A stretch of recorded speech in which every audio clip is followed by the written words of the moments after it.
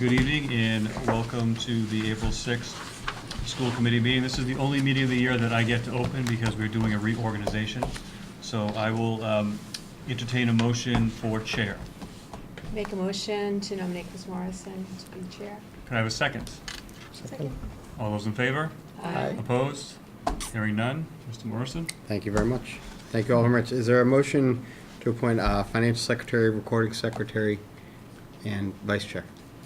I make a motion to nominate Marianne Sullivan for vice chair, Tim Bonfatti for financial secretary, and Anna Mae O'Shea Brooks for the recording secretary. For a second? I guess I'd have to make the second for that one. I second it. Any other nominations? Seeing none, we'll put it to a vote. All those in favor? Aye. Opposed? Unanimous. Thank you. Thank you, Dr. Marston. Thank you. Welcome to the school committee meeting of April 6th. We do have one set of minutes to approve tonight, and we're excited to hear, as we always are, from our Student Advisory Council. An update on the Accept Collaborative Agreement. Mr. Vaughn is here to talk a little bit about a pilot for grade 6 science standards, and we'll take some donations. I think the most important item of business, aside from our high school students tonight, is to talk about the FY16 budget and capital budgets. And we'll have an update on the Wheelock boiler, brief update on the Dale Street principal search, which is ongoing, and I'm sure Dr. Marsden will tell us some wonderful things about the district. So, who has the minutes? Eileen, do you have the minutes? I have the minutes. Oh, Marion, you have the minutes. I have reviewed the minutes of March 16, 2015, and I move to approve the minutes as submitted. For a second? Second. All in favor? Aye. Opposed? Unanimous. Thank you. Dr. Marsden. All right, our student advisory is here this evening. You sure you don't want to go first, Amy? It is not, it isn't really how it works. He's been doing this a long time. He knows how it works, I have I'm to trying to say. get him to go first. All right, let's start with that. Go ahead. Okay. She can do a good job. I'm Jordan. I'm class 2018. I want to start off by congratulating Mrs. Sullivan on her re-election. And this month, I want to talk about something that Student Council went to last month. We are part of an organization called MASC. It's like Massachusetts Association of Student Councils. And we went to Hyannis for a conference. And in Hyannis, we got to listen to like some keynote speakers and like bring back things for our council. And we also did these workshops, and one of them like really stuck out to me. There was it was like a Special Olympics one, and the biggest part of that is that some of the they had these activities where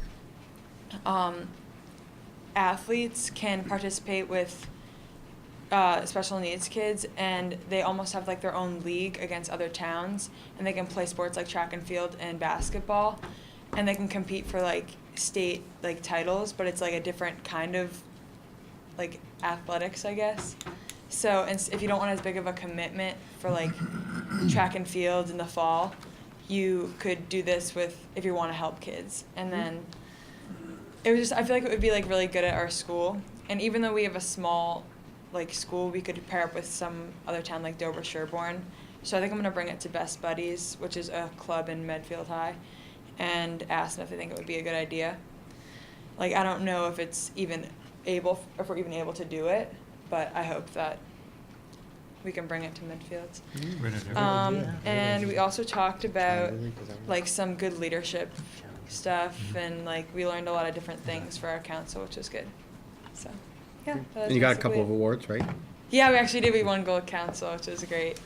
So Congratulations. thank you. Thank you. Thank you. Did I just steal your thunder? Hi everyone, I'm Thomas Cadman, the rep for the class of 2017. Right now my student government is in the process of ordering class shirts as a fundraiser. They're going to say something like Class of 2017 Warriors with the Warrior logo, and then maybe the names of everyone in our class on the back. We're using a cool website this time. I forget the name. It's like Custom Inks, where you get to see what the shirt looks like as you design it. Because last time when we designed sweatpants, there was some miscommunication with the company, and we weren't positive on what our sweatpants were going to look like. So now we know exactly what we're ordering. We are also planning some other small fundraisers to get a nice little profit. We're thinking of selling hot chocolate and munchkins before school, or selling like a type of candy or snacks. We are trying to find fundraisers that give us a profit with very little cost, and Aren't we all? we're Tom? Yeah. yeah, that's the idea. We're raising money for prom, and we have around basically a year till prom, so we still got plenty of time. The freshman sophomore semi-formal dance was held about a month ago, and it was really well attended, and everyone had lots of fun. It was run by Stuco. They always do a good job. Also, the sophomores, we recently made our course selections for next year, junior year.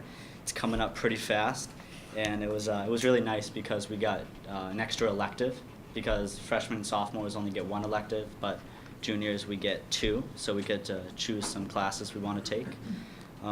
Lastly, we had our ELA MCAS, I think 2 weeks ago, and that was really well. Just wrote some essays.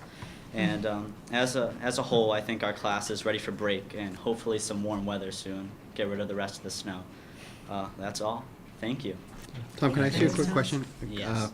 Might have been 2 or 3 years ago, we had an issue where at the freshman and sophomore semi-formal, kids kind of appeared and left within 5 or 10 minutes, and then we're finding, that's maybe an exaggeration, but they were leaving pretty quickly and going to after parties, and we found that was happening with prom too. We put in some policies to try to change that. Did you find people stayed at the dance this year?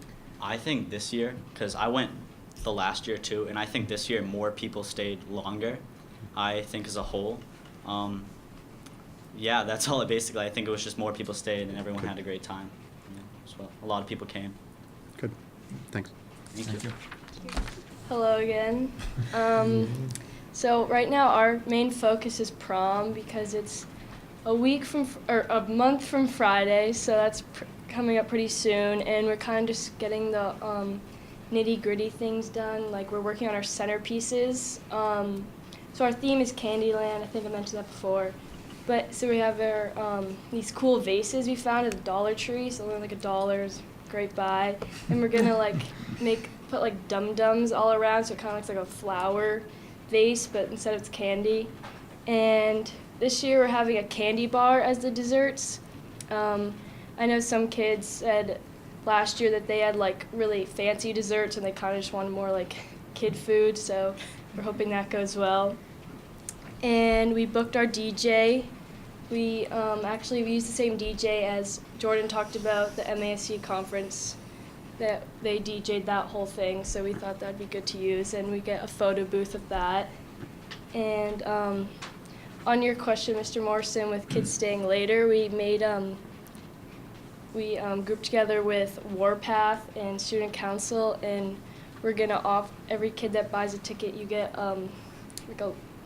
you get a raffle ticket, and so if you stay to the end of the night, then you can win a GoPro or a mini fridge, which would be like really helpful for the seniors going to college next year, and I think that would kind of get kids to stay longer. I think 2 Fridays ago we had our hypnotist show, which was really successful. We had Steve Marino come. He's came for many years now, and kids loved it. We made just over $500, which is a good profit. And for Student Council, this coming Wednesday, we have a conference like the state conference, but it's CDMASC, which stands for the Central District, so it's a little smaller. And that conference was 3 days, and this one is just after school, so we'll drive up to Oakmont Regional High. Didn't even know that existed, but I guess it does. I think it's like an hour and a half away, but we'll make the drive. And so at the conference, they elect officers for the regional board for next year. I don't think anyone from Medfield's running, but it's just fun for all the campaigns. They hand out like bracelets, and it's fun to see those. And they have workshops, as Jordan was talking about, and me and one of the other girls in Student Council are running a workshop kind of about getting people to think out of the box and making your event bigger and more successful, and just ways you can improve the attendance and get really advertised in a different kind of way than we have before. So that's pretty much what's happening now. How many kids are going? To the conference on Yeah. Wednesday? I think it's about 15, because next year we are hosting the conference, which Medfield has never done, so it's a really big deal for us to go and get all the ideas. We're excited about that. That's great. Good luck. Thank you. Thanks. That's in Ashburnham, right? Oakmont? You going to Ashburnham? Yeah. There you go. I don't even know where that is. Pack a lunch. Bring provisions. Dr. Latai. That's me. I am Andy Latai, as some of you may know, representative for the senior class. So obviously the biggest thing that's going on with us right now is colleges. Everyone is hearing back, and we have a Facebook group for people to post where they're going. I don't know where I'm going yet, because tip for next year, Erin, when you're writing your college essay, you can't just write, "I'm tight with Dr. Marsden." You need to That was It a depends on bad where you apply choice. to it. And while we're not planning prom this year, we're still going, so we're pretty pumped for that. And I hope Erin does a good job, or I'll be very disappointed in her. And in about a month, we've got the AP exams, which can be best summed up by this sound. But, you know, I think it's going to go okay. I have to take the Euro exam the day of prom, and I'm never going to have time to get my hair done. So we are kind of stressed, but on the other hand, we're finally entering term 4, and we're seniors, so hopefully the workload's going to decrease a little. I can't say for sure, but that's the sense I'm getting. And we've got break coming up, which, fun fact, I thought was next week for like the longest time, and then someone told me when it actually was, and I was slightly disappointed. And spring sports are coming up. Well, they're not coming up, they've started. Shout out to Tommy, who is better than me at tennis. And a lot of stuff was delayed because of the snow, but we're getting back on track now because everyone was delayed, so the whole season just kind of shifts. And that's what's going on with us. We are looking forward to graduation, which is pretty soon. It's weird to think about. And thank you. Any information about yourself? Any awards or anything that you want to talk about? Let me see. Yeah. Since we last spoke. Since we last spoke. I came in 3rd place for the Shakespeare contest for Massachusetts. There you go. About any anything scholar that you want to share with us? I'm a National Merit Scholar finalist. Oh, there we go. Fabulous. Congratulations. You too. So, one more time here, right? One more, you guys, one more time? You have one more time? June, the May 18th meeting, okay, good. You're not rid of me yet. All right. We're not trying to. We're not trying to, we just want to make sure we're going to see you one more time. I can't wait for the final speech, Andy. Yeah. I'm looking forward to that one. Can I just deliver Washington's farewell address? Filibuster. It's been fun over 4 years. Filibuster, that's You see most of these representatives come in and they're a little shy. You know, Erin was a little shy when Yeah, she was Erin's very shy when come she out of started. it. Now she's out of her shell. Andy has never, even for a minute, been shy. So I'm sure that will serve you well. And we wouldn't ask where you're going to college because we were strictly advised by a former school committee rep that you don't ask seniors that because it's bad luck or bad karma or something. So thank you all very much. Thanks. You're welcome to Thank stay. you. You're also free to leave if you like. Yeah. Thank you. I'll have to stay for discussion for FY16, but. Dr. Marsden, Thank you, Mr. Chair. follow that act, I dare No you. kidding. The Accept Collaborative Agreement, if you remember earlier in the year, you had to vote on the Accept Collaborative, which we are a member of, the district is a member of. They have made some changes in that because now Needham and Wellesley are part of the collaborative. So every time a new district comes in or district leaves, the school committee representing that school district of all of school districts involved in the collaborative must revote the agreement. That has just started probably 2 years ago when the law changed on that before, because you probably never voted so much on collaboratives before. But it's a recent change in the law that we need to vote on collaboratives because of something that happened up at the Merrimack Education Collaborative. So that the state wants everyone to understand what's going on with the collaboratives and school committees to have their part in voting on that. So I would ask that you vote to accept collaborative agreement, and then Mr. Morrison can sign his life away on this form that will be presented Please to do. the Department of Education. Is there a motion to that effect? So moved. Second? Second. All in favor? Aye. Opposed? Thank you. Unanimous? Next item on the agenda is Mr. Vaughn is here to talk about the grade 6 science standards. Mr. Vaughn, a new pilot that we're looking at for standards-based report cards. And I'm shocked that you started with quotes, Mr. Bond. Yeah, I know, it's something really- that it's you never- unlike me, I know. So thanks for having me, Dr. Marsden and the school committee. Here to talk about my most favorite thing, Blake. As you know. So I do want to start with these two quotations and talking a lot with the community and our staff a lot about the difference between traditions and relevance. And really kind of that's been a lot of framework that we've been thinking about it with.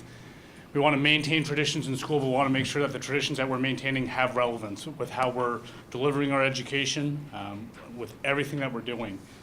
And a lot that we've been talking about is how we provide feedback to both students and parents. So that's an ongoing discussion that we've been having about our formal systems of reporting progress. I think we do a very good job of communicating to parents on a day-to-day basis, but really thinking about our interim reports or our report cards. And are they serving effectively what we hope they intend to serve, in the sense of providing feedback to both students and parents, and really what's the intent of grades and feedback? What do we want to do? The ultimate goal is learning. And is the feedback that we're giving having as big an impact as we want it to have on the student learning and being age appropriate at the middle level? So Tom Whitby's an educator, and he wrote a great post in the fall. I would recommend it to anyone. I've sent it out a lot. And I'll keep sending it out, and talk about the idea of his belief is that in education, relevance is more important than tradition when it comes to methodology, which I firmly believe. Rick Wormley's an educator, wrote a book a number of years ago called Fair Isn't Always Equal. And it's a great mindset to really adopt, and I would recommend that to everyone. Rick is a guru about standards-based grading, and we were fortunate this past fall to send a team of about 8 educators from Blake, including myself, to a 2-day conference, and it was phenomenal, about standards-based grading. And this is from one of his posts. It says, "Grades are first and foremost communication. They are information, nothing more. The moment we make them something more, we corrupt their constructive use." And it really spoke to me, because I think what we think about is I think we're putting a value on grades that may hold more than what we really want it to intend to do, and that grading and the whole purpose of it is just really to give feedback to kids about how they're learning, and to parents as well. So that's sort of a framework for what we're looking at. And we've been talking about it as a school, and I've been encouraging teachers to think about it and read about it. And one of our 6th grade science teachers had gone on to the 2-day conference with us, and been meeting with the team, and they said, well, how about if we think about piloting 3rd term of 6th grade for 1 unit? So they're studying matter right now. And we've sent some communication out to parents. And this PowerPoint or Google slideshow is what we showed, or the 6th grade science teachers showed to the students over the last week in class. And also it will be sent home to parents as a slideshow. And it's a homework assignment for kids to review this slideshow with their parents as well. And you'll see the last slide has a click that the parents have to, through Google form, sign off that they did do this homework assignment with their children. So I'm going to go through the slides. I think it's informative. So it's about standards-based reporting. The first question is that we asked the kids, what is an average? Kind of get at that. What does an average tell us, and why do we have them? And it was interesting hearing the kids' responses as to what they thought it was, and they had studied it in math, so they had a good understanding what the purpose of that and why we would do that. Next slide was this. What can you tell us about student A and student B? Student A has an 87.4% average. Student B also has an 87.4% average. So what grade is that on a grading scale? B plus. Okay, so kind of said, so tell us about these students, and kind of threw it out to the students. Students responded, well, they're pretty good students. You know, that's about average at Blake. B plus is about average. 6th grade, I'd say it's pretty average grade. You know, for kids saying, so tell us, what can you tell us about these students? Kids say, oh, well, they're pretty good students. What else can you tell us? Not sure. So thinking about that, when parents get this on their report card at B plus, what can they tell us about the student? Maybe that's about it. At that end, there might be 2 canned comments on the report card as well. So looking a little bit deeper into it, well, these are the averages of the 2 students. So student A has 5 test scores, 88 and 87 on the 5. Student B has 5 test scores, 92, 95, 90, 93, and a 67. The end of the term, they both get a B plus, exact same average, 87.4. 2 very different stories, though, to tell. And what does that tell us about us? You know, and who knows? We don't know. Again, these are numbers, these are contrived, but this is real. This happens in classrooms all the time. To say, so at the end of the day, the question is, well, is that fair that they both get an 87.4? Maybe it is, maybe it isn't. But what information does that tell us? And we don't know what happened on test 5. Maybe the student just had an off day. Maybe the student, didn't study for that test at all. But is that a fair representation to say, and is it really telling us the information we want? Not sure. So it was really interesting hearing the kids talk about the two different students and kind of thinking, well, no, that's not fair. Some kids said, well, it is fair. And it's that idea, how do we define fairness? So at the end of the day, what we want to keep thinking about is how are we reporting, though, and is it effective feedback? So these are two different students. What can you tell us about these students? Molly has an 86.5, so we do follow traditional rules of rounding, rounds up to a B+. Johnny has an 86.4, it's a B. What can you tell us about these students? So the kids are saying, well, Molly's a better student. 0.1% better. What does that mean? And again, it's grading, and grading at the end of the day is relatively arbitrary with numbers, but that's how it is. So Molly's an 86.5, Johnny has an 86.4. What can you tell us about them? So here's a little bit background on these two contrived students. Molly's missing 5 out of 10 homeworks this term. She also spends little time on projects and only gets the minimum done. Despite her preparation, she's able to score well on her tests and quizzes, and her average in science is an 86.5. Gets a B+. Johnny works hard inside and outside of school, stays for extra help, completes most of his homework well, and works really hard to prepare for his tests and quizzes. Johnny's average in science is an 86.4. So question is this, do you think their averages tell the whole story, and are they fair representations? So the kids' responses were really interesting. Kids went back and they said, I think Johnny's grade should get bumped up to a B+. and he's a better student. That's what a lot of the kids felt. Totally bump up that grade. What about Molly? No, don't bump her at all. She hasn't turned in her homework. So again, what story does that tell? Kind of getting the kids' representation on it. So that's part of it. Are they fair representations of the grade? And we could debate that. But again, what does that information tell us, and what are we looking at? So what we're looking at is the idea of standards-based grading. We have standards that we follow. There's state standards. We have Blake standards as well that encompass the state standards, the Common Core. It's all in there. But how are we sharing with parents and with students on their learning? So what will Term 3 grading look like in science? So the unit they're studying right now is matter. And there's 6 standards. These follow the state frameworks and the curriculum frameworks.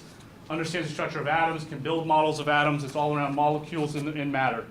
And then also what the teachers have done is identified what skills they want students to learn through science. So the skills standards are S1 through S8. And there's skills that really are not about the content in science. It's more about, that tell us, I think, that greater story about how students learn. For example, works collaboratively in groups of various sizes. Actively listens and responds during class discussions. Creativity, their approach to learning, projects, and technology. So how does that skills report and also the matter standard? So looking at those two pieces, what does that look like? So what we're piloting is looking at Term 3 grading look like in science. What does that mean? And this is one way of reporting, and that will have levels kind of about meeting the standard. And a lot of this has to do with the idea of, are we looking at students to have mastery of material or achievement? And my hope, and I believe that our staff's hope, and I would think when we're talking with parents, the goal is mastery, not just achievement. That we want to make sure that they're mastering the standards, not just studying the material to get a certain grade, and that we're also making sure that we're reporting on this. So this is what we're looking at doing, and I will say it's a lot of work on the teacher's end. So what each standard is going to get a number. Now this is tricky, and we're piloting this. I'm not fully decided that this is the right scale to go with standards-based grading, and I'll say why. So what does each number mean? 4, 3, 2, 1 meaning. So it's a scale from 1 through 4. 3 is meeting the standard. 4 is exceeding the level standard. And the whole goal is that we want all kids to get a 3. That's hard for kids. So meeting the standard is good. Kids get disappointed at first when they get a 3, not a 4. And that idea is, and it's hard. I mean, we've already reported some, and we've had even parents share, my child came home in tears because his child did not get a 4. The other challenge with, I think, a 1 through 4 grading scale, and I could argue both sides of this right now, is that immediately people start looking at this as A, B, C, D, and a 0 is an F. It just happens. It's the same way that on the MCAS open response scores from 0 to 4, that's how we align them, even though that's not the intent. That's a piece, and I think that's a struggle piece. Another debated idea of this is that if we have standards, students either met the standard or they haven't met the standard yet, and just leave it at that. If I've met the standard and did not, don't get into kind of value on that. I could argue a little bit on both ends on this, but this is what we're looking at, is that idea of, we want to make sure that we're saying, is the student consistently demonstrating solid knowledge and understanding of the standard? And that's what it will look like. So how will the students know their progress? Learning check is like a quiz or a test in 6th grade science. They will have 2 parts to every learning check. And if we go back to, for example, and I was actually in a 6th grade science class last Thursday, where the students were taking at the first part of class a learning check on the periodic table. So the first part of the assessment had some of the elements above in the periodic table, and they had to identify if they knew atomic number, atomic mass between the, I'm going to forget this because I wasn't a science person, the columns versus the rows on a periodic table, what those meant. That was the top part piece. And if the kids could identify those and which element was which, they'd be meeting the standard. This question was the deeper level of understanding, and could they apply it, thinking about Bloom's taxonomy, to synthesize the material and understanding, are they exceeding beyond the standard as well? So it's a more of a comprehension question, taking it to the next level. What was interesting was, so I loved chemistry in high school. I forgot all of it, but I loved it. So I took the quiz during the test. I nailed this part because I could figure out how to do it. I couldn't explain why. I kind of figured it out by doing the test. I had no idea how to answer this part. So I think without thinking and pushing in that standards-based piece, the teacher would have assumed, oh, Nat understands this. He understands this very well. I could not apply it, though. And it was a really interesting thing that just fortuitously happened for me. So that's one way that to look at it. So what's going to happen is the students will take these assessments. They will get recorded how many right, how many wrong. Students will then have to fill out a reflection sheet on each of their assessments and talking about what they did and what they didn't. In the past, 6th grade science has always had the parents have to sign off on their quiz grades. They're now going to have to sign off on the reflection sheet on their learning. So the parents will be getting this progress sheet with the reflection. You can probably hear it's a lot of work for teachers to do this kind of work. And so that is a concern I have about that administratively, without a doubt. So the other idea is this: do I get only one chance to master the standard? The answer is no. And I think that's a critical piece, that kids have multiple opportunities to learn the material. And I think that's a downfall that we have in our current educational system. Time is of the essence. It's hard. But we kind of have that check and done. We're moving on. We want to get through all the material. The intent from this is that kids are going to have multiple opportunities to show that they understand this material. And they can learn it if they didn't get it right the first time. Because I think that's the goal too. The goal is not to penalize students through assessments. We want to make sure that they're learning it. And we've had philosophical discussions too of, at the end of the day, is it a bad thing if kids get, like, let's say if we'd had the traditional grading, all kids in your class got A on the test. Is that a bad thing? If it's a good assessment, maybe that's a good thing. But then you always worry, did I challenge them enough? Did I not? If we're using the standards as the assessment, that's going to be a fair benchmark, I believe, for us. So this is the way that the teachers have created a chart beyond. It's just a snapshot on this for standard C1. Understands the structure of the atoms. What this means is these are the different assessments the teachers have already in the unit. And these 2 exercises will not be assessing that standard. But the periodic table did measure standard C3. So there are 4 current ways that the students are going to be able to assess to see if they know how to do that standard. So it's been a real nice examination of the curriculum as they're doing it as well. So they get multiple chances for that. And the final quote I just want to share is this from Rick Wormley, is this: students can learn without grades, but they can't learn without timely descriptive feedback. And I think that's the distinction for us, is looking at it. So I'm really excited about the idea of it. And this is just the last part of the, click here to verify your child shows you the PowerPoint, which will be a Google form for the parents to do as well. Part of this too, we had the teachers created a survey to get feedback from the parents that asked some questions along the lines of, have you seen your child's progress reports and report cards up to this point this year? If you've seen them, how informative do you think the feedback was? To get a pre-assessment of the parents and then also a post-assessment. So initially, it's loads of work for the teachers to do. They have done loads and loads. Kathleen can attest to 6th grade. And it's a great team. 6th grade also has a lot of common planning time, which is great. But it's a lot of work. And we want to make sure that we're balancing that too, is making sure that can we maintain this and even apply it to a greater level. So I'm a big fan of piloting things, getting a small scale feedback to kind of see, would we apply this on a greater level? I think it has great promise. It's not going to be perfect, and we'll see. The parent feedback has been interesting so far. Parents are definitely nervous about it, because it's a change. I think that's a piece that we deal with in education all the time, that we all went through school. So I think as parents, and I feel this way with my own children, I'm an expert of education in that way, so we went through that experience. But I think it's worth really examining The conversations the teachers are having are very rich, and I think they always have been, but they're really looking in that and what that looks like. So we'll see how it goes. I'm excited about it. I will say that the teachers are finding it worthwhile. They were only going to do it on Matter, and they kind of said to me, Nat, if it goes well, can we extend it to the next unit? I'm not going to say no. We are keeping track of the students' assessments in a traditional way to kind of look at what that looks like to compare, but it's interesting because what they found is, looking back at this type of assessment, this wasn't how they assessed before. So even how do you put that into a traditional grading system? So we're looking at it. It's not perfect, but I do believe at the end of the day, no one's going to look back and say, at a college is not going to say, how did this student do in grade 6 science on the Matter standards? We have the opportunity to be a little bit flexible and creative at the middle school looking at it. So we're taking a very measured approach to it. We're not changing by this fall, by no means. The next step would be, if it goes well, is to expand it a little bit, maybe to another content area as well, or to a grade level. 6th grade would be the appropriate way to test it. I would think if we're thinking long-term what the vision is, potentially if it goes well, maybe 6th grade, maybe 7th, don't know about 8th. We're just not there yet as a school, but having these conversations. The good piece is that it's not in isolation. We're looking at a lot of things that Blake, in regards to student portfolios, student-led conferences, those ideas of kind of getting good feedback for parents.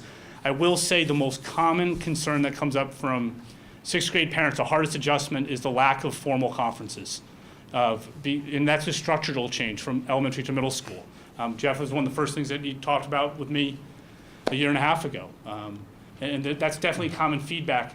And it's hard. I think the reality of having the conferences at the middle school can be hard because teachers have about 80 to 85 students, and to make those effective conferences, student-led conferences may work out really well.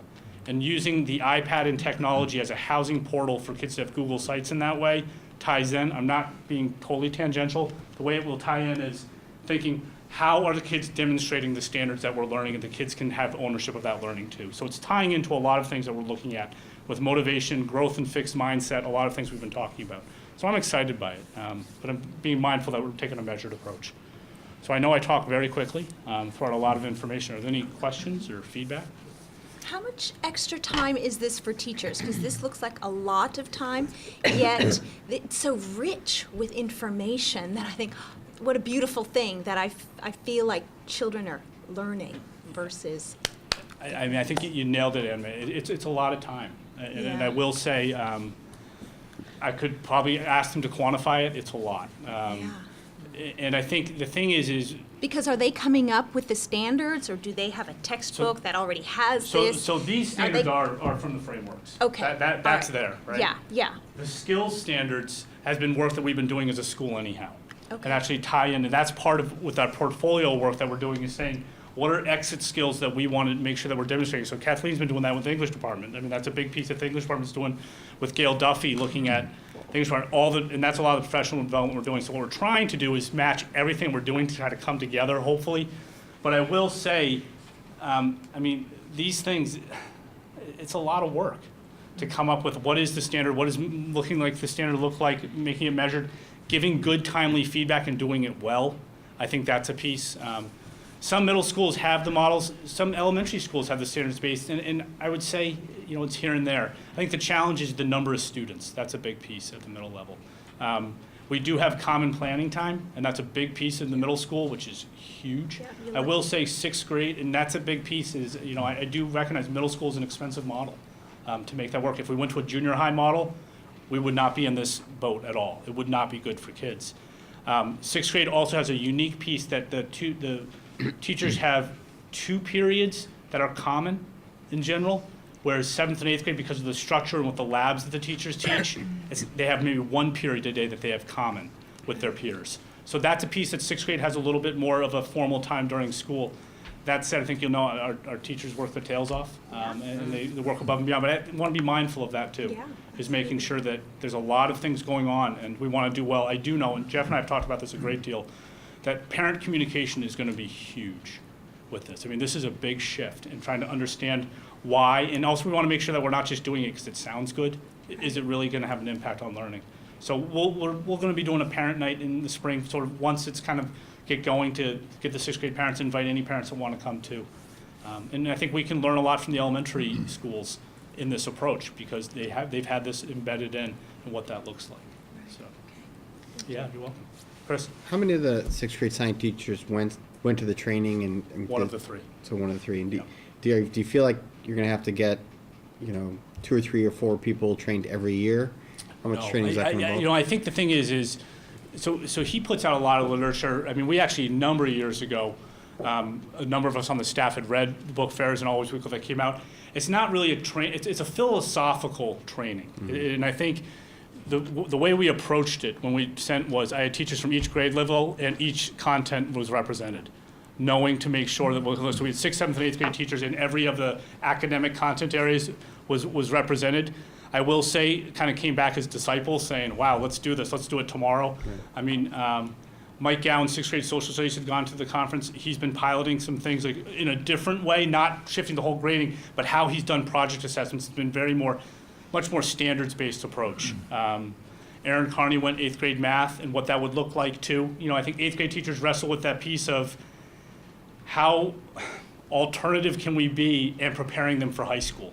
I think that's that concern. I mean, we had a site council meeting today.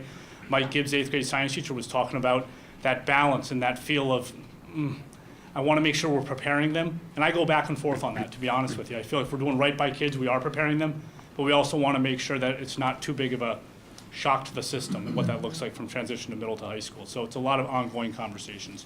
I do think that there's also webinars, and I think there's some research that we can kind of get them in and work it into our staff meeting professionally. And if you get buy-in internally, then Yeah. inwardly facing people would understand it. But what about outwardly facing when kids transfer to another district or apply to private schools or So any I mean, kind it's of interesting because and we've had those thoughts about thinking about because we've had kids transfer in from out of districts that came from non-traditional schools. It's different, and I think that's why we're not foregoing. So I would say on the receiving end, what we've done is we do have some mechanisms and some sort of standardized tests to do our best shot, kind of looking at feedback. I do know that there are other schools, that actually a lot of more private schools than public actually have more grading systems like this. Right. And I think in some ways how they've been able to do it is it's a different structure. They do have fewer students. That teacher-student ratio is much smaller in large scale. I mean, my wife taught at an independent school, and they gave full day, like 2 days of professional time to write up reports. I mean, I think, so the thing too is that Blake, our interim reports are our progress reports, they're narrative-based versus the canned comments. Those are far more useful feedback. And I will say, at the end of the year, every year, teachers in 6th, 7th, and 8th will say to me, Nat, I wish I could give an interim report to a kid to end the year. It doesn't feel right to give 2 canned comments at the end of the year. Yeah. So I always joke with them, hey, why don't you come to the faculty meeting, you'll propose it. Yeah. And we'll see how that goes over with everyone. But I mean, it shows too that sense of, and parents will say that too, it's much more useful feedback. Now, philosophically, I can put my head on the pillow knowing interim report is that midterm feedback. The idea of a report card is summative end result feedback. I will say the most useful thing as a parent would be the feedback more on the skills standards, because what can I do as a parent to kind of help my kid do better? I'm not sure if as a parent I can really help the reads and understands chemical formulas piece. But if I find out that my child's not meeting the standard when it comes to preparing for class, or utilizing resource, organizing complete classwork in a timely manner, that's that piece that I do think that's a big piece of our middle school work, is working on these skills to address the content. Because at the end of the day, this is what I am much more concerned about long run, is the skills that are transferable skills to learn the content later on. Especially with, we're viewing education very differently with all the material that's right at our fingertips. We want them to be able to apply this and understand that using these skills. So I think that's the piece. So I think that feedback, when we do fill out private school forms, we're gonna have to figure that out administratively, Chris, is have that system in place that what will the guidance counselors be filling out for students that do apply to independent schools? And what does that feedback look like, that we have sort of a canned approach to it, like canned comments to kind of say, this is what it looks like. But again, they do have, does your school have a traditional grading system or an untraditional? If it's non-traditional, what is it? And then how would you give feedback? And then it comes down to the references and those other questions that are within those applications. But it's definitely something we need to keep in mind and not just be thinking insular. It's good for Blake, it's good for Medfield. What does that look like outside? So, now, just a couple Yeah. things. So this is a pilot at this Yep. point, and so is it across all of sixth grade science classes right Yep. now? Yep. And is it gonna get integrated into the report cards or not while it's in pilot form? So not integrated into the report card formally, not yet. Mm-hmm. In pilot form, not yet. I would say that would be our next step is what would that sort of summative reporting look like? Mm-hmm. We're going to taking it one step at a time, I'd say. And just see how it goes? Yeah, and see how it goes, evaluate get from some there? feedback from the parents, get some feedback from the kids, get the feedback from the teachers. I mean, right now, I would say that they're drinking the Kool-Aid, if you will, and think that, this is going really well. They might, after a couple of weeks, say, I don't know if I can keep up with this. Right. I mean, that's the reality. I think they're on that piece. And that's, I think, where administratively, we have to really keep an honest eye on that. And be mindful of that teachers are in different places where they're at their skill sets too, and what does that look like? And it's a lot of teacher education too, and what that time looks like, professional development. I'm mindful that, I tend to say yes a lot to things, and I think want to be measured about making sure that I'm not saying yes to too many things at once, and that we're being productive as we move forward. So when, Nat, when is your analysis about when you're going to expand it and how far you're going to expand it? I would say, I mean, End at of the this year? end of May, end of this year, to see how it goes. And to be honest with you, one expansion might be just maybe have this group of sixth grade science continue into the fall a little bit. They've had some work and kind of looking at maybe some R&D work over the summer. If we do, I mean, for all I know, the feedback might be like, this didn't work. It's not serving what we had. The cost-benefit analysis isn't worth it. So what do we want to look like? At the end of the day, if it means that we've talked a lot more about curriculum on a deeper and richer level, and we can incorporate that in, I think that'd be great. I do think our report card is archaic. I will say that. I don't think it gives as much information as I think we could do a better job with that.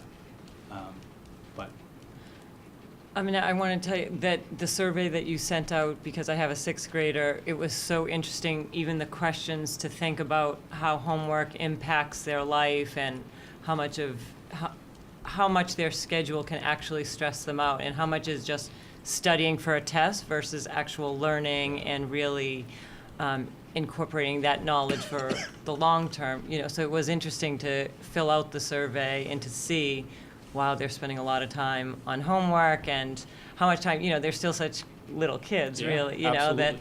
how much time is spent with friends and just hanging out versus, sports and all their other activities. And we ask homework. a lot of our kids. We do. Yeah. And I do think, I mean, it does tie into the homework piece that I think there's a misconception out there that Mr. Vaughn wants to get rid of homework. And that's been a piece that I think some of our staff still think that I want to get rid of homework. That's not the intent. It's the purposeful and practical and meaningful. In fact, Right. Nat sends out a great, calls it Nat Worthy every week. He sends it to the staff every Sunday morning, right? Yep. And the one that went out yesterday said that a reminder of the homework committee's meeting, reminder, this is not a committee to end homework in bold letters, because folks still think that. That's what he's trying to do, and Yeah. it's just to bring up the conversation. And like, this is authentic assessment, it's not just kids that learn how to play the game of school, it's understanding what the learning is, and that, I just appreciate the work that Nat's doing with this. It's good stuff. Thank you. It Really is. good stuff. Yeah. So I'd love, if you hear feedback, I'd love to hear it, good and bad. I mean, I'd rather hear the good, but the bad too.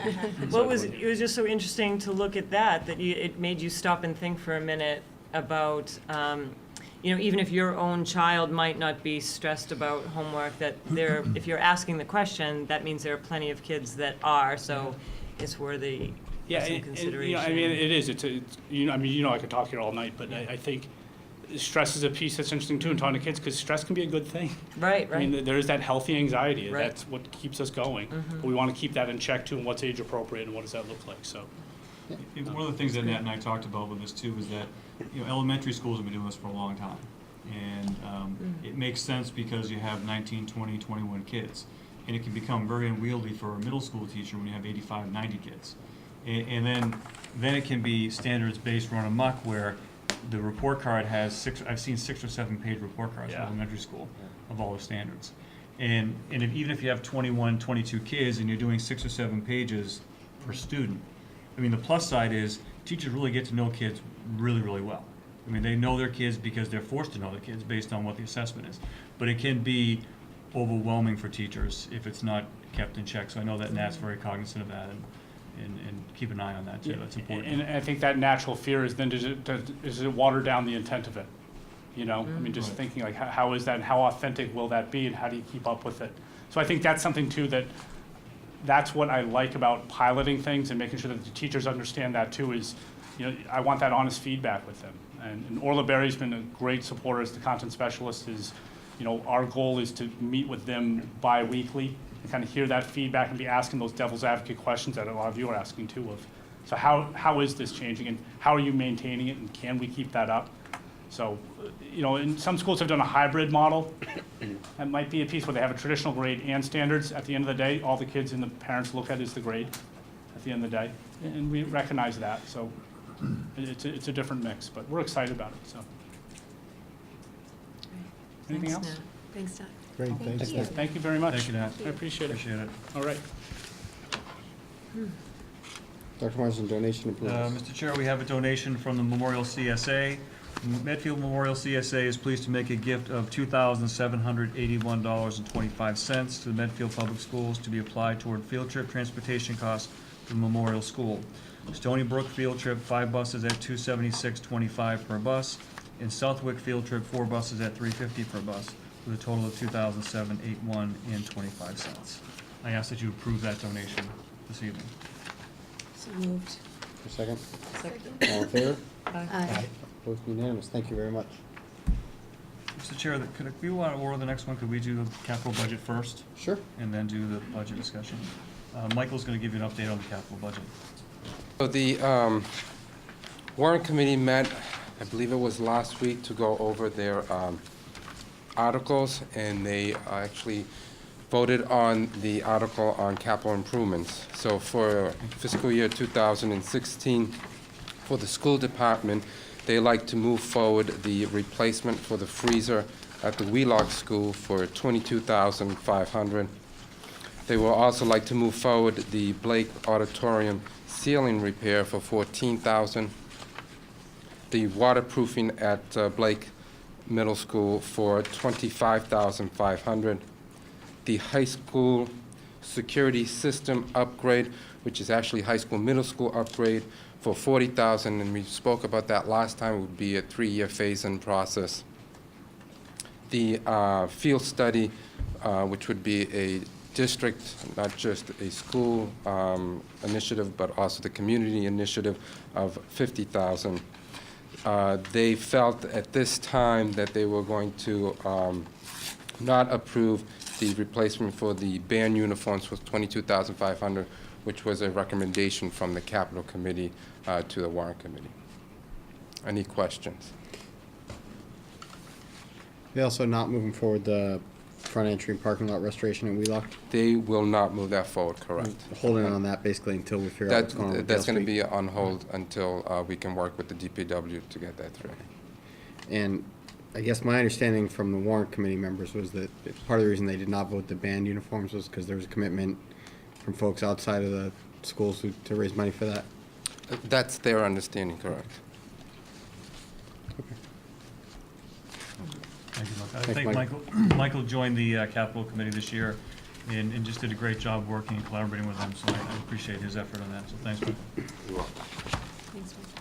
Mr. Chair, I want to just go over the FY16 budget recommendations. If you remember at our last meeting, the warrant committee had not taken a vote at that point, but they had recommended to us that we reduce our budget by 1%, which is a cut of reduction of $292,000. So I'll go through the process that we've gone through as a leadership team from the since our last meeting, and kind of get your thoughts on that, and just share our current thinking where we are with those cuts and the rationale behind them.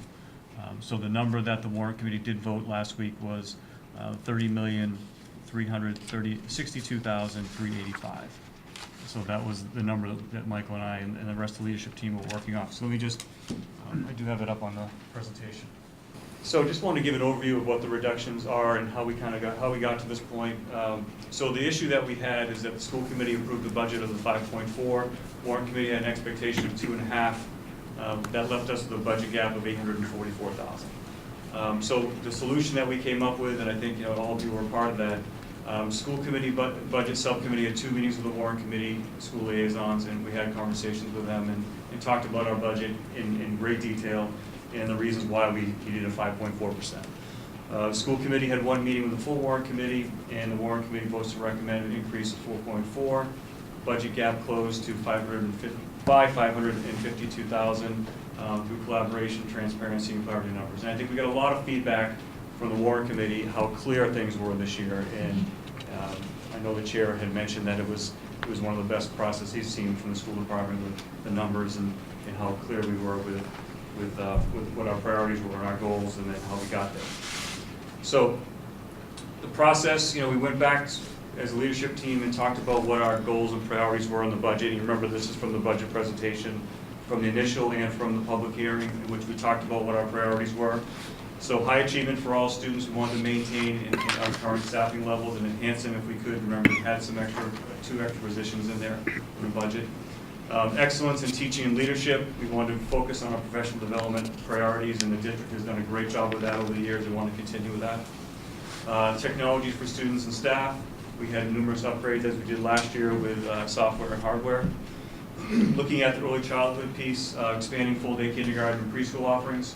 Remember, this was the first year of full-day kindergarten. We had 120 students this current year. We're looking at over 140 next year, full-day kindergarten. We also heard from parents, and we did a survey with preschool, and we heard from them that they wanted a full-day option for preschool. So we were able to do that as well, and we did that through tuition-based, so it doesn't affect the budget. And then looking at increasing revenue generation through tuition, as we spoke about, and then looking at some of the fees. I think that we've talked about this, and I've talked about this with you folks before, that some of our fees probably need to be updated a bit, especially looking at sports fees, et cetera. But we're fairly low in the Tri-Valley League in the area from what we have for fees. So we wanted to take a look at those. Building use, if you remember, there was a practice prior that the building use fees were spent down to zero at the end of every fiscal year, and we stopped doing that because we know that if we keep those in reserve, we can offset some capital costs in the future. So we wanted to make sure that we looked at that as well as part of the revenue generation. So we went through the process, and we tried to take each one piece by piece, and we wanted to really make sure that we could discuss the possible reductions with each school department while protecting the core academic areas. And that was the focus of the two meetings. So we had two-hour meetings with the leadership team going through this process. And we looked at each goal and priority and just tried to talk that out a little bit and see where it got us. So the high achievement for all students and maintain and enhance current levels. We took a look at non-personnel reductions first. So what can we do in the non-personnel part of our FY16 budget that won't impact our personnel areas? So we looked at that for a bit. We explored reductions in electric, gas, technology, maintenance, special education. Are there any areas there we can reduce? What Michael has done in the last couple of weeks is he's looked at purchasing gas with the town so that we get economies of scale and get a cheaper rate for gas. So that's something we've been working on, and there'll be savings in that in years to come. So we're working on that right now, but that isn't a savings yet. We looked at new positions. Are there new positions? There's 2 in the budget that we could possibly reduce this year. Again, we want to keep our current staffing there. Retirements. Retirements are always an opportunity in budgets because, for the most part, someone that's retiring is going to be paid more than someone coming in, for the most part. So if we have a top step teacher, we budget for a master step 6, which is around $55,000. So we usually some savings in there, and certainly we had some savings in there this year. And we looked at electives. Are there any electives that we can reduce? We heard the students earlier saying that freshmen only get 1, but juniors and seniors get 2 electives at the high school. Are there any of those that we can reduce without impacting core academics? So that was the conversation around our first goal and first priority. So then we wanted to look at our professional development priorities, things that are just very important to the district that have started, that we want to keep doing. Ed evaluation is ongoing. It's a non-negotiable. We don't want to reduce any of that. Ed tech teacher is ongoing, so that's come down to the elementary school. So that was the real impetus of some of the one-to-one work that our teachers at the middle and high school do. It's unbelievable training that it's expensive, but our students get from it because our teachers learn an awful lot on how to integrate technology into the classroom. So that's now going into the elementary school where they're looking at how to integrate iPads into the curriculum. And then mathematics, we've had 2 years now. It's the second year of our mathematics professional development with the elementary teachers. Again, getting them in line with the Common Core so that they can stretch kids and have a deeper understanding for mathematics. And then ongoing professional development with our new program that we get next year. Mentoring pre-K to 12. You know, all the research out there tells us that if you don't have good mentoring or a good induction program, that teachers leave the business. We want to make sure that we keep our good people, mentor them, and surround them with some of our strongest teachers. That's a non-negotiable. Research and development in the summer. Nat had mentioned that earlier, that he's going to have some of his teachers working on some of the standards-based reporting and research and development. So teachers got the email last night, actually, where they get to do proposals to us, to the leadership team, and then we approve or disapprove their projects for the summer. So they get paid in the summer to work on projects that help the district. So that's something that's really, really important to us as a district and has been for a while, so we want to make sure that stays intact for the most part. Job embedded PD, so those are days in which teachers or grade levels of departments work on specific projects, sometimes that carry over from the summer R&D, and they do that work during the day. We have subs, and it might be a half day or a full day, but real important work that our teachers do. And then the leadership ed eval, so you've heard me talk about that. Some of the work that we've done this year with the leadership team in ed eval and doing some of, most recently we talked about the doing the instructional rounds model where groups of administrators went through, visited classrooms, then went out and debriefed and had a good conversation about what they saw. So that's non-negotiable. That's really important for us to keep that in there. So those areas were something that we wanted to make sure we preserved in the budget.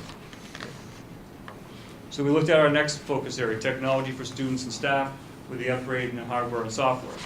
So we reviewed the key needs for 15, 16, and of course Owen was a great help and the leader in that regard, and let us know exactly what we had to have next year and some things that could be put in for FY17 if we needed to. So we'd have to get additional wireless hubs to cover weak signal areas. So although we're doing a great job with our one-to-one, there's still certain areas and buildings that don't have the strong signal that we need to have, so we need to upgrade some of those hubs again this summer.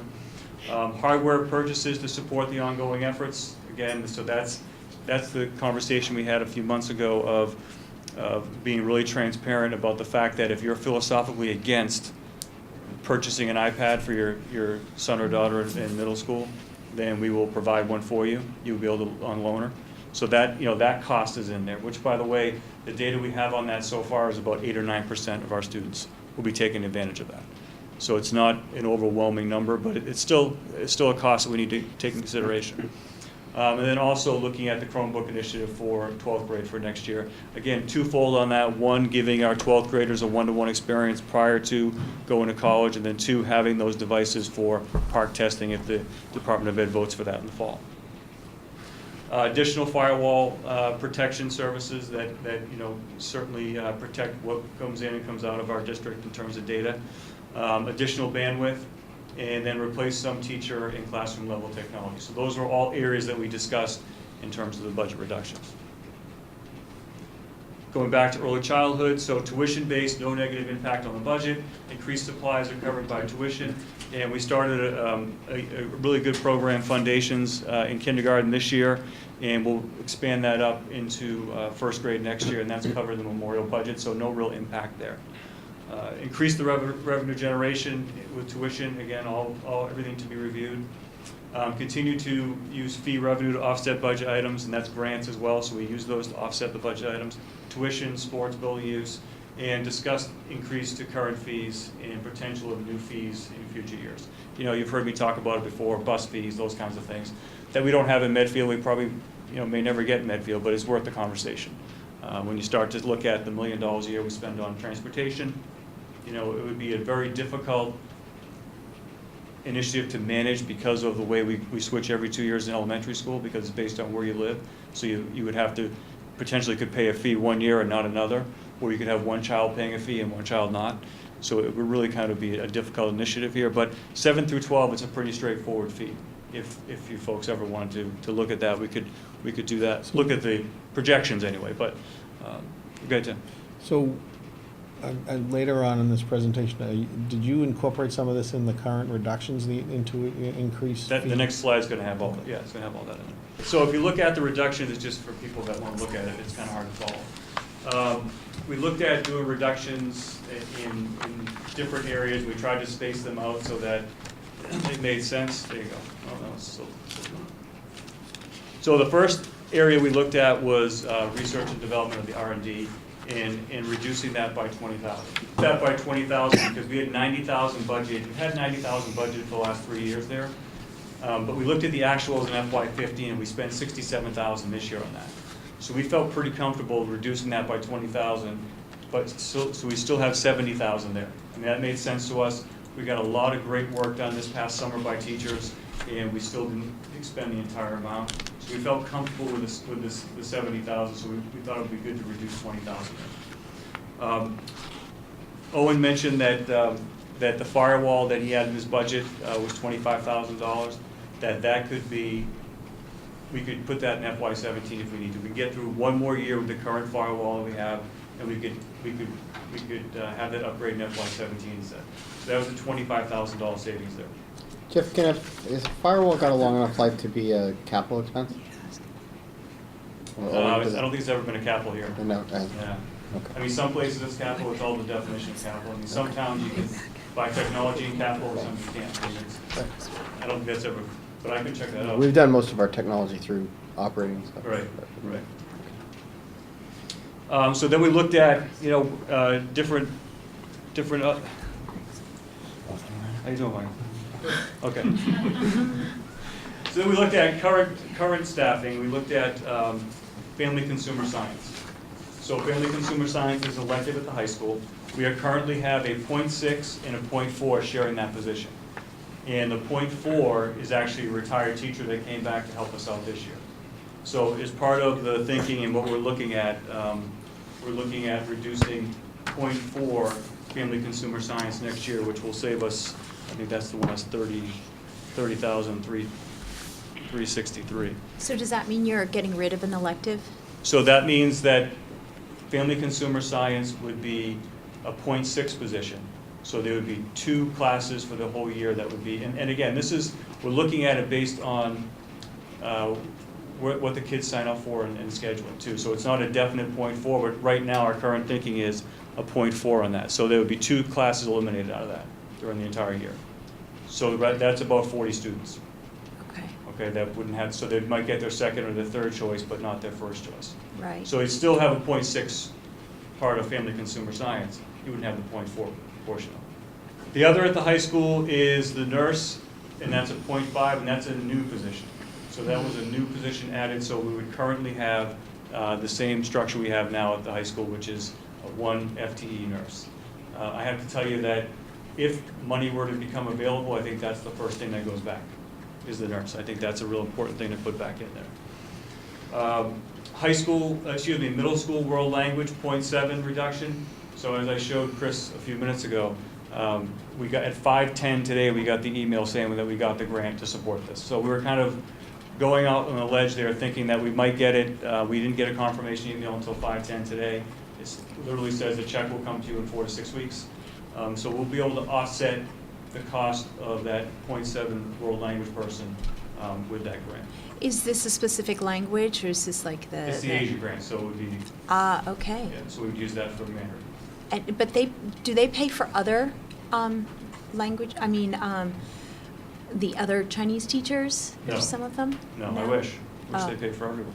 Okay. They don't. So actually what we did the grant is we moved more into salaries versus travel and textbooks.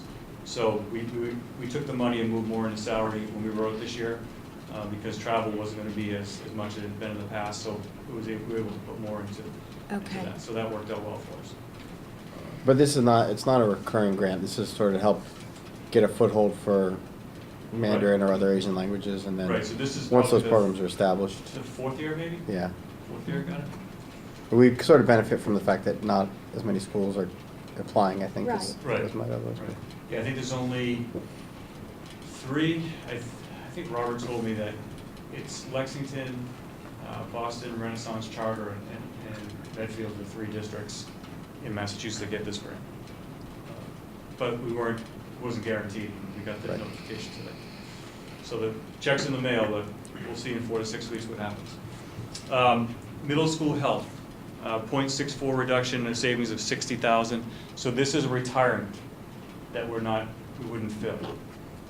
And the implications for that would be, and if Matt were still here to tell you, would be increased class sizes, potentially.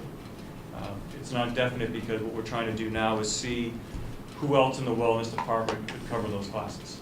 You know, we try to look at sharing more staff and seeing how that would work. Nat and I are going to meet with Susan Kyle at the end of the week and try to work this out. And again, this is our current thinking, this is what we're looking at, but when the schedules come out, it may not work, so we'd have to go to Plan B, but right now we're looking at this. Dale Street grade 5, which would be another retirement and a non-rehire. So interestingly enough, because of the enrollment decline, when we started doing class lists recently, we noticed that even if we reduce Dale Street by 1 grade 5, the class size goes down compared to this year. So even with that reduction, it's 20 kids in the class for next year, and there's 22 in the class this year because of the enrollment in that grade coming out. So that means we would reduce a grade 3 teacher and a grade 5 teacher next year based on enrollment decline. So again, we've already said that we will adjust enrollment based on, adjust staffing based on enrollment, and that's what we're doing. Do teachers have to give, is there a deadline for when teachers announce their retirement, so to speak? There is. Yeah, so they already would have told us by now. Okay. And they do that for planning purposes, so we can plan in the budget. Yeah, what we just can wondering. do. But if someone were to come to the office tomorrow and say they're retiring, we're not going to say they can't retire now. So it's just a professional courtesy so you can plan budget-wise. Yeah. And then looked at reducing the gifted and talented in elementary, which is another new position, 0.5. Again, I'd love to see that one go back if money were to become available, but that's something that is certainly near and dear to my heart. I think it's certainly needed here, but we put that up there as well as a reduction.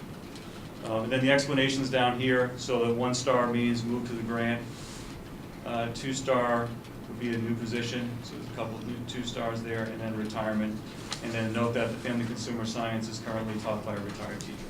So, one of the things we wanted to make sure, if at all possible, was to make sure that no current staff would lose their position. And that was one of our goals that we wanted to do. So here's some of the positive and negative. Certainly the positive in these reductions, that the goals and priorities stay intact, core academics are preserved, no current employees lose their position, R&D reduction is in line with our FY15 actual, budget corrections stay in place. So we had a lot of conversation about that. Okay, so you have the structural deficit in athletics, you have the contract liabilities that weren't budgeted for, so you have all those. If we were to pull those out now, we'd be in the same place we are next year we are now. Same thing. So we have to kind of bite the bullet and get that fixed and get that over with there. The grade 5 class size is still lower than this year. So some of the negatives. The first thing that comes to mind, any reduction, is you're making a value judgment. We're saying that an elementary K-5 math program is more important than a 0.4 family consumer science. That's what we're saying with this. We're making value judgments. That the elementary math specialist we hired last year, is really more important than, family consumer science. That's what we're saying when we do this kind of thing. 2 less electives in family consumer science, potential increased class size in middle school health. Again, that's a potential. We're not sure about that because if other staff members can pick up those classes, then there won't be additional class size. Delayed firewall, high school nurse stays at 1 point FTE, and then no gifted and talented in elementary. So, a lot of conversation, a lot of discussion to get to this point, and I think, from my perspective, one of the things that the school committee has to do is vote the new number that warrant committee suggested and voted. But certainly, I'm open to any feedback or direction or anything as we go through some of these reductions. Because the number has to be the same, but how we get to that number certainly can be different. So that's why I wanted to just show you our current thinking as a leadership team and get your feedback on that.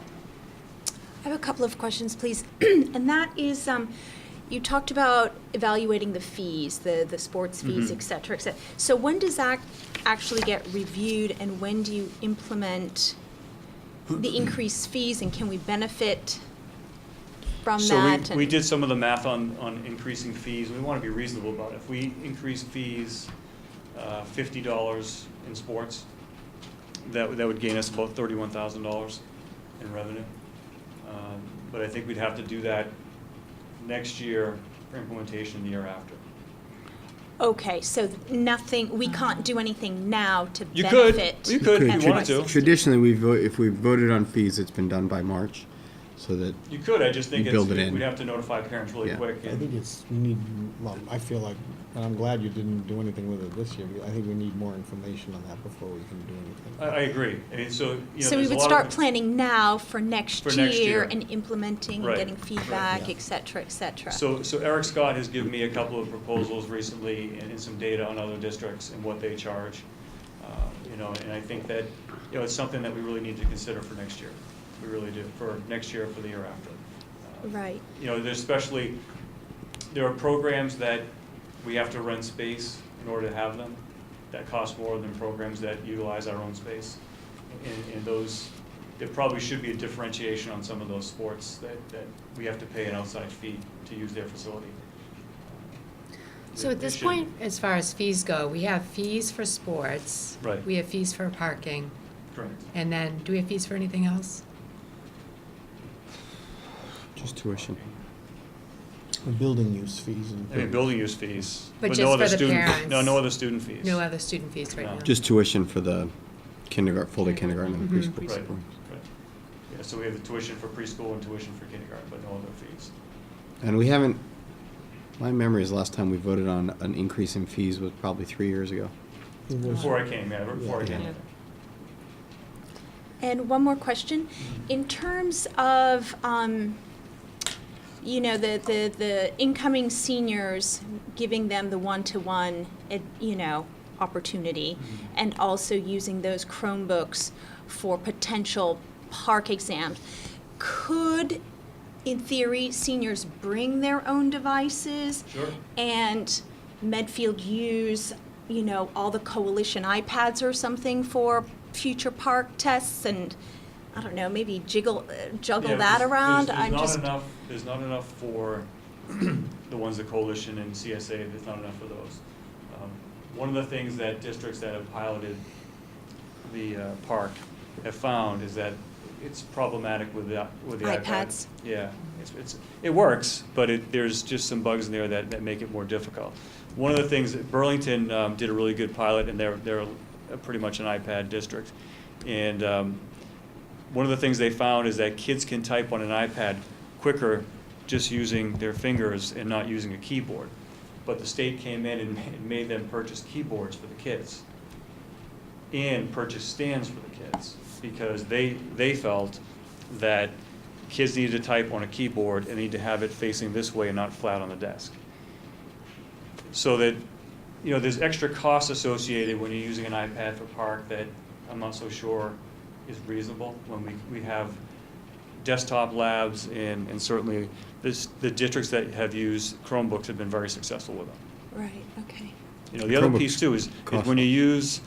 use, Chromebook is half the cost of an iPad. If you use, let's say all the kids at Blake would use their iPad, the ones their parents bought for them.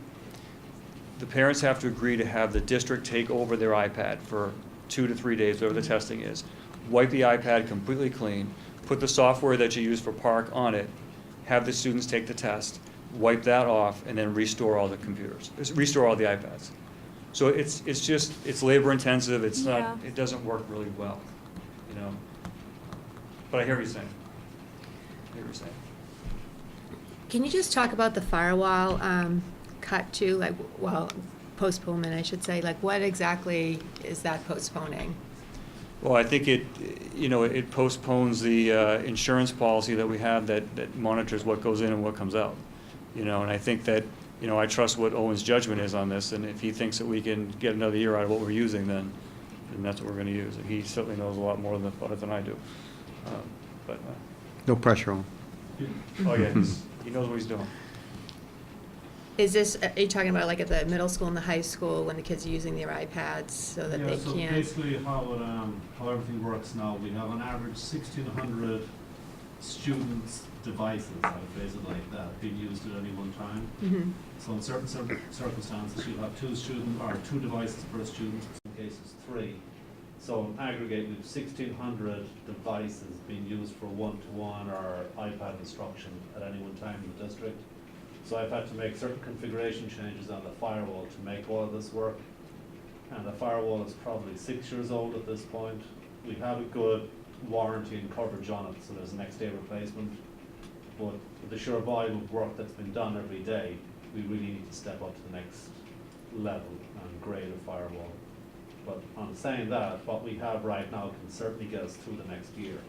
So bear in mind, we're going to increase up to hurry up over, I'm guessing, 2,400 devices at any one time on the system, because we have both the 11th grade, one-to-one, and also 12th grade.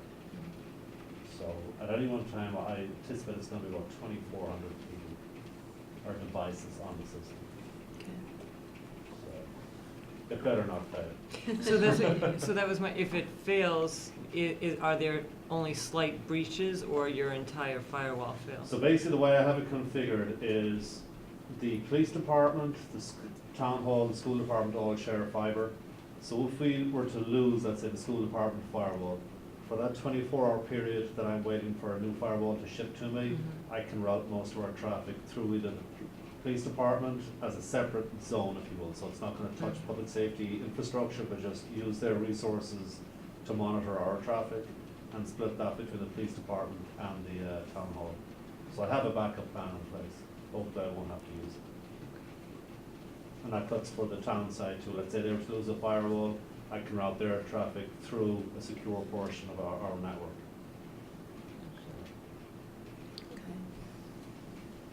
So we have to vote the bottom line number, and as Jeff alluded to, since ed reform, town meeting also votes our bottom line number, and we can, move things around within the budget at any point. Since 1993, all town meeting can do is vote the bottom line number, but, so we do need a motion to approve a revised budget of $30,362,385. This puts us in line with the, warrant committee's Yes. recommendation. This is the I number. thought there was still a gap, but we're pretty much in line now. That puts it in line. That's the exact number. The 292 is the gap. And we should say, I mean, the increase for the school budget, is substantially higher than I think any other town budget this year, and it's a lot higher than we've had in recent memory. And in any year that we haven't had a Prop 2.5 override, in any year that I've been on the board that we haven't had an override, it's the largest operating increase we've had. So I think that's a real, there was some frustration expressed by me and others and by the warrant committee that we didn't do such a great job working together last year. And I think we really redoubled our efforts, and there was a lot of communication, not just the couple of meetings, but there was a lot of other communication between the warrant committee and the school committee, and particularly Jeff and the warrant committee, Yeah, to get to. I think I would echo that comment, that the process this year I thought was very transparent, like with the warrant committee. They told us what was on their mind.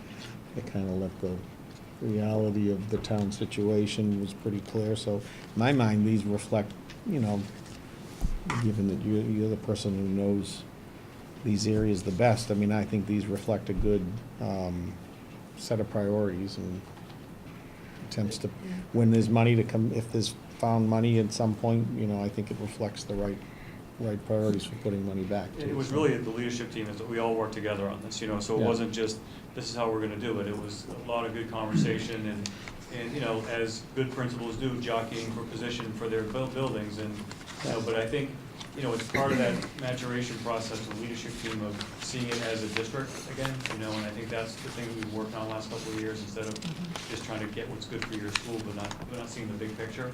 I think they've really done a great job of that. So as you can see, it's pretty spread out. I mean, the reductions are fairly spread out, and everyone took their hits on it. But So Jeff, if there was money that became available or whatever types of things shifted around, the nurse and the gifted and talented program would still have time to come back for the start of next school year? It'd be close. Depends on when the It'd be shifts close. happen. We have to see how it all shakes out with, staffing and those kinds of things. We typically have a good sense of that at the end of July, early August. But, we got surprises last year where people that quit the 2 days before school started, or started school and then left 2 weeks later. So, things happen, and we need to kind of see how it shakes out. In the past, we've bridged this gap at this sort of last minute with retirements. This year, the budget accounted for all the retirements we knew about Right. when we first voted it. Because typically you can save as much as $45,000 or $50,000 for each retirement on average. So a lot of times we'd get the warrant committee's recommendation, and then we would backfill by then applying the retirements. So that's part of the transparency on our side. There was a lot more transparency on the warrant committee side too, but one of the things that Jeff and Michael committed to this year was to make sure that our initial budget accounted for at least all the retirements that we knew about. Somebody could come in tomorrow and say, I've decided to retire, but. Yeah, was the savings 192,000? Yeah, 192,000 savings on retirement. So, and we incorporated that right in. So. Which is low, and last year I think it was We had more. twice almost, right? Yeah. Maybe. I think, too, it's important to note again that even though it's a 4.4% increase, it's still mostly teacher contract and cost of living increases. It's not Correct. just adding to the budget. It's, Right. we're mandated to do that. Right, so if It's you, contracts. the amount that's in there for teachers is all the steps and lanes, the cost of living adjustment that we had planned for that was negotiated before the vote, and also longevity. All those parts of the teacher contract are all included in it. So just even like this year, the teachers got steps and lanes and all that stuff too, so there was always increases in there. And this accounts for the increases with steps, lanes, and the cost of living adjustment. It's all in there.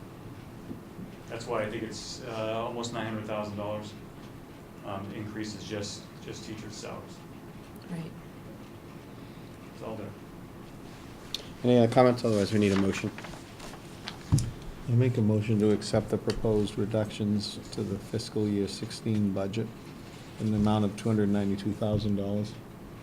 For a bottom line figure of $30,362,385. Yes. Is there a second? Second? All in favor? Aye. Opposed? Unanimous. Thank you. Thank you. Dr. Morrison and Michael. Thanks for that quick thinking. Yeah, well done, Michael. That's pretty good. As the high school, especially, this is the high school and middle school, as their schedules become more clear, we'll have to take a look at this again and see if it needs to be a .2 family consumer and a .2 something else, but this is the current thinking with the leadership team is what we need to do, and, we'll take it from there. We'll bring it back at the May meeting if there's any changes or any updates on that. Mr. Chair, on my report, I have 3 items. Wheelock boiler update. So Michael and I and Mr. Bonfatti were at MSBA 2 weeks ago at our meeting, and we were officially approved for the project. So that means we need to have town meeting approval, and then we can start right when the kids get out with the project. So that will be very, very good. If the letter that was in your packet, and it's funny, MSBA always reports to the town, they don't send it to the district. The letter was to Mike Sullivan. It says that our reimbursement will be up to $187,000. So that's great news for the town, certainly. That item was on there as a regular capital item for many years, and we chose to put the SOI in with MSBA. So we're happy about that, and we'll be very busy this summer working on that and working with our project manager and all that. But it was an interesting process. There's a new treasurer. When we started this process, Steve Grossman was treasurer, so first meeting when we were accepted, he was treasurer, and now Deb Goldberg is there. So run a little bit differently, but certainly we're happy with the result. That's for sure. And we can't submit an SOI for Dale Street until this project closes out, right? So we'll. Yeah, No, so I know, I think you can't apply for this school, but I think you can apply an SOI while You you have more have than an one? ongoing Did project. a district going at one time? So we'll Pretty sure. we'll do that for next year for Dale Street. Okay. Yeah. I mean, I think that the timing was off this year with Dale Street because of public safety and all Public safety, that, yeah. so. So I think that's what our plans are. Great. The Dale Street principal search, so we have 2 members here that were on the search. We had 16-member committee that's working on that task. We had over 50 applicants, interviewed 6, and now we're down to 3. So the 3 applicants will be, and they're not finalists yet because we're deciding whether we're doing site visits to 3 or to 2.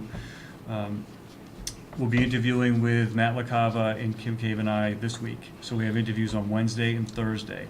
And then after those interviews, we'll decide whether we have 2 or 3. And then the following week, we'll have the candidates come to Dale Street, meet with the staff. And I always like to watch them interact with kids and do that whole process. And then we'll do site visits to their building. So they'll have everything set up, and we'll do site visits and see them in their environment.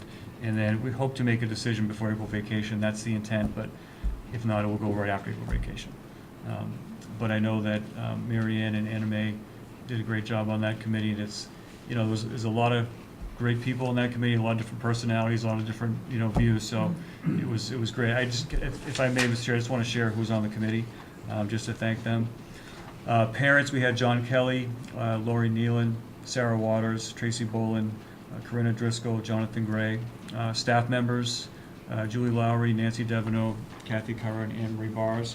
Administrators, Donna Olson, Nat Vaughn, and Missy Billsborough.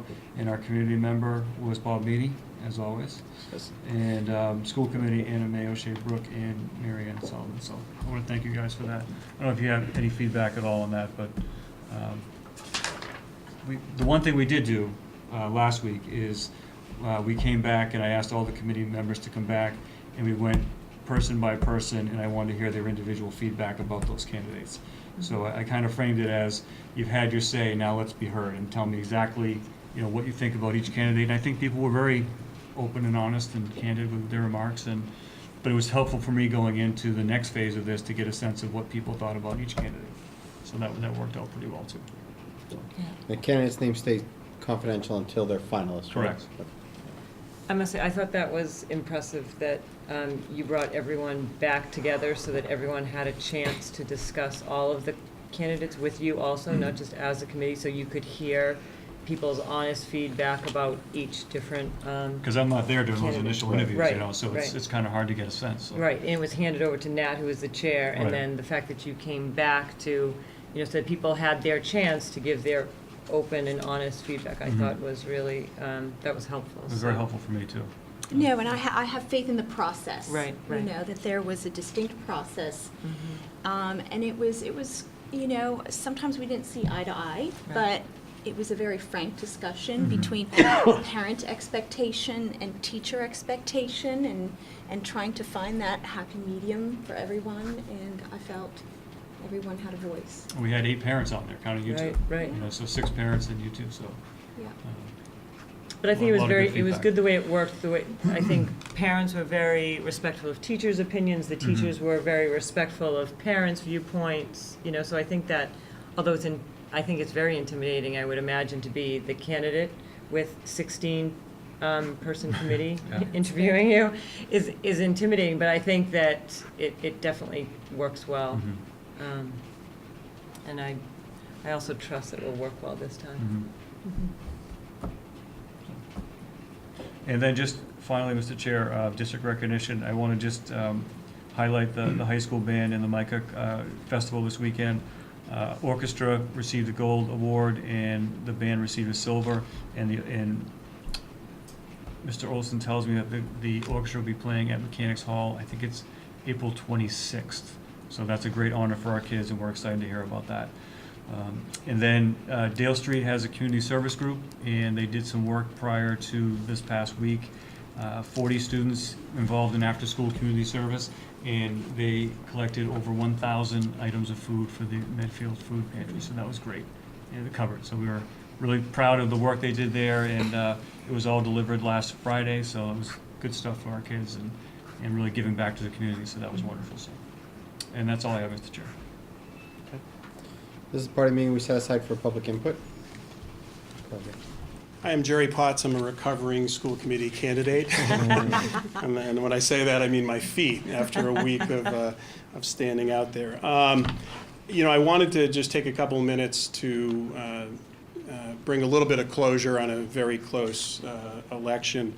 Probably the most important thing coming out of that whole process was to convey to each of you, Tim, Anna Mae, Marianne, Eileen, and Chris, how much I genuinely do respect what you do as a school committee, as individuals and as a group.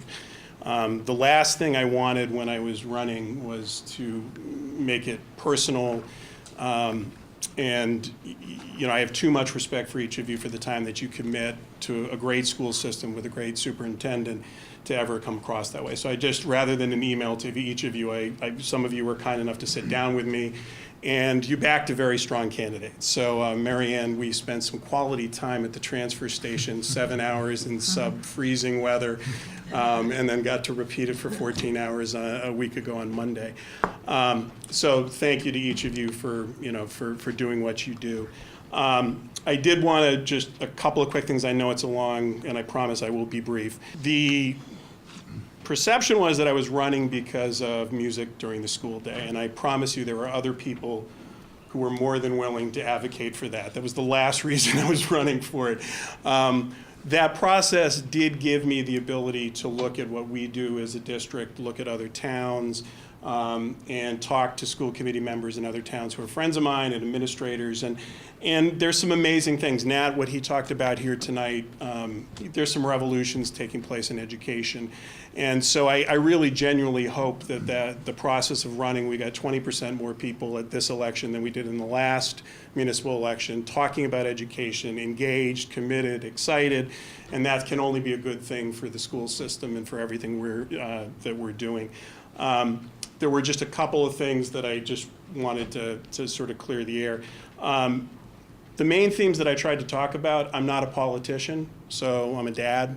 And when I announced that I was running, the first group that reached out to me, and it was multiple people, were parents with kids with special needs. And I know Chris had mentioned that he thought some of my comments were out of bounds, and it was never intended to be that. You care for sure about the needs for those parents.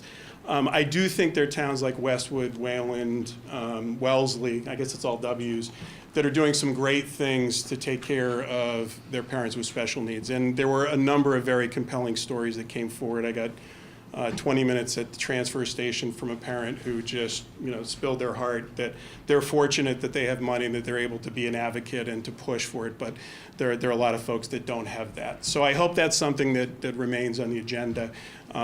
It's something as a community that I think that we can do better in. Same for low-income families.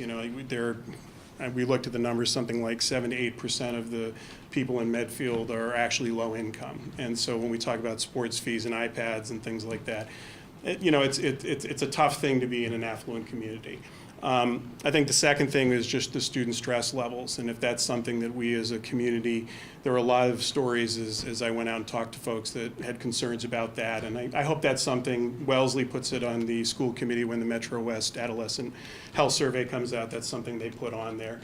And it's one of the most well-attended. You all remember a couple years ago the Race to Nowhere. We filled auditoriums with people talking about that. So I think there's a lot of passion and interest in those kind of programs.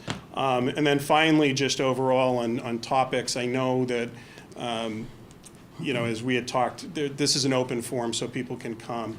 The agendas in general, I think if we can take 3 or 4 topics like MCAS versus PARC, the Common Core, there's so much information out there, and yet parents are confused like crazy. It was the most common thing that I got when we were doing coffees or forums at houses is, people just don't understand these things. They know PARC kind of, but they don't really know what it means.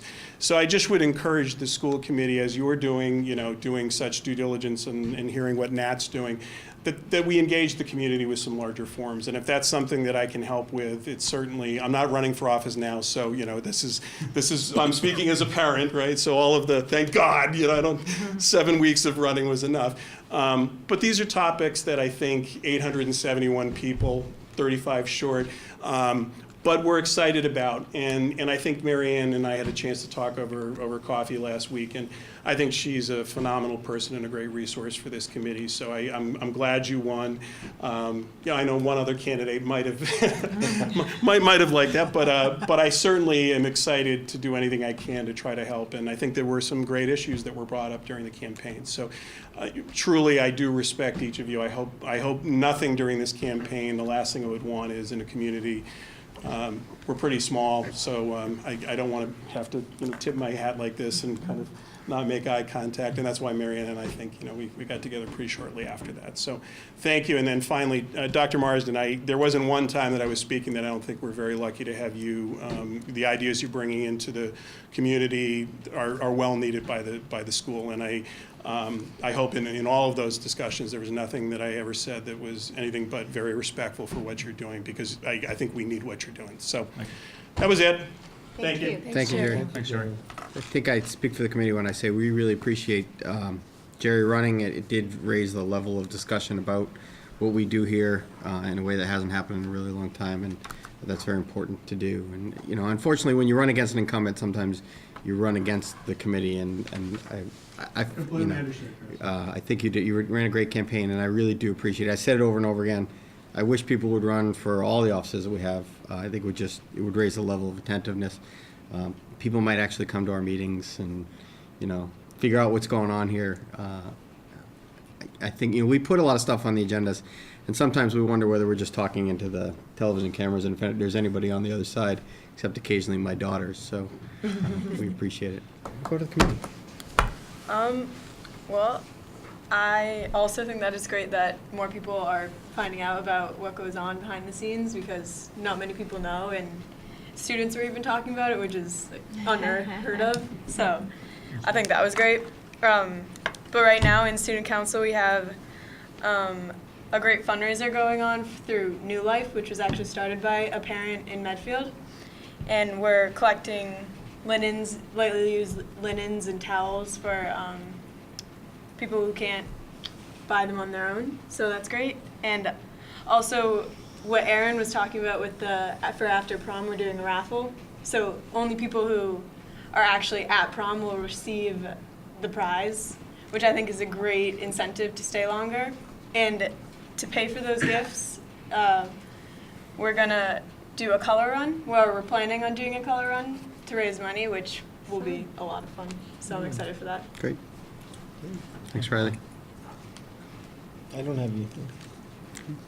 I think shortly after our last school committee meeting, the coalition MCPE ran the spelling bee, and I just want to commend them. It was so fun, so cute. They included the second graders this time, and they embraced the community. They had Kevin Ryder from the Parks and Rec, and other people outside the school that were identifiable to the children. So it was just a fun event, and it was cute. So I want to thank them and recognize all the kids that partook. I just want to take this opportunity to thank people for electing me again to another 3 years on the school committee. To thank Jerry for challenging me, and I think it was an important race. Anytime I think that we can bring some level of heightened awareness to what actually happens, because I think there was a lot of misinformation, perhaps, about what we do and the important work we do here. So I think if it brought some awareness that people will actually look into the issues to get accurate information about what we do, I think that that's a great thing. And hopefully more groups will actually come to our meetings. Maybe some of the people that you met at the transfer station or would actually come to our meetings and talk to us would be great, because I think in my 3 years on the board here, I haven't had any group come and speak with us at a meeting. So that would be fantastic to actually hear these people at a meeting that's televised for a lot of people to then gain some awareness and understanding. That would be helpful. But I think it was a great race, and I'm glad we've got a great team of people to work with here. So I'm happy to be back. Thanks. Thank you. Congrats to Marianne and well done, Jerry. It was a great race. And it was good to see, the community coming together and really looking at issues. I think that's just a positive thing. The only thing I want to add, welcome Marianne back. If I didn't mention that there's a play at the middle school this weekend, I wouldn't be allowed back home. That's right. So if you make sure you get to Peter Pan Friday and Saturday night, it's going to be, I'm told it's going to be great. I hear the Lost Boys and the crew are really the stars of the show. That's just the talk around my dining room table, but I'm not sure otherwise. Future agenda items, I think one thing Jeff and I talked about, when we did Jeff's evaluation last time, we talked as a committee about how there's a transition in the state from the school committee-based evaluations, which we're all used to a standardized evaluation, the same way there's been a transition from the teacher's evaluation system and the administrator evaluation system. So the next sometime between now and the fall, we're going to try to get somebody to come in and help us understand all that a little bit better. And then, the only thing I wanted to say is that, the most important thing we do as a committee is vote the budget. So, voting it is simple, but understanding it is hard. Mm-hmm. And so you guys have done a great job this year really understanding, we've all done a great job understanding the budget. Just one item on future agenda topics. We talked about, and I'm not saying in the imminent future, but starting the strategic plan next fall. So I just don't want to lose track of, we could maybe even have a report on what that process might be before the end of the school year would be. Okay.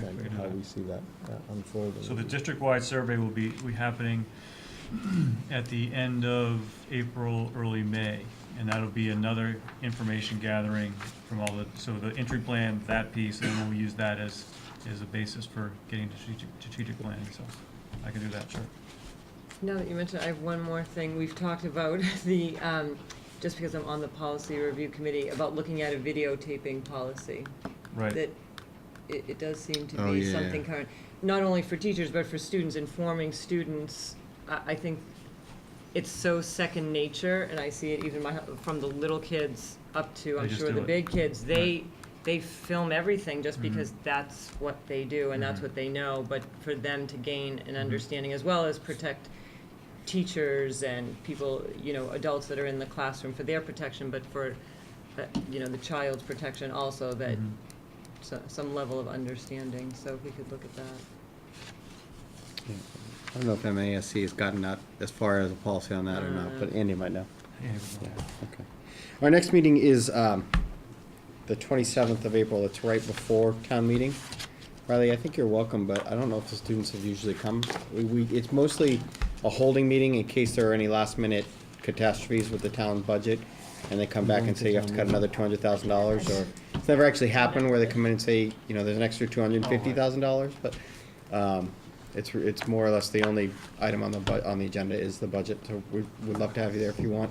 We meet. The room we used to meet in was converted into to that special ed space, actually. So I don't know where we meet now. Are we still meeting there? Yes. Then that life science, so it's now the life skills classroom. We have executive session, wherever you want to meet. Yeah, that's a good place. The one. Okay, because we're right adjacent to the gym. Okay. So that's what we'll post it for, is the life skills classroom. It used to be the teacher faculty room, teacher lunchroom. Is it 6:45, yeah. 6:45. When is that? It's the 27th. Mr. Chair, could I just bring up one thing before we go? Just Yeah. with the mailer. Yeah. There's a rough draft of the proposed budget mailer that you folks send out each year. I know that the last meeting we talked about Chris working with me on this, but I wanted to just give you a copy of that and take a look at it and give me any feedback that you think is important. We changed the format around a little bit, and some of these things like this scroll is going to be taken out of here. We're going to take that out. We're just trying to get a little cutesy there in some spots, and we just don't like the way it looks, so we'll take that out. But anything that you think that needs to be there in terms of content or wording or whatever, either email Chris or me, and we'll take care of that. So we're going to send that out before April vacation like we do each year. And the only other thing I had is Francine circulated today the school committee's report to town meeting. That becomes part of the town report. So just wanted you to know what was in it before it got published. So Anything else? Is there a motion to adjourn? So moved. Second? All in favor? Aye. Opposed? Unanimous. Thank you. This program was made possible through the generous support of your Medfield friends and neighbors, folks just like you. And thanks for watching.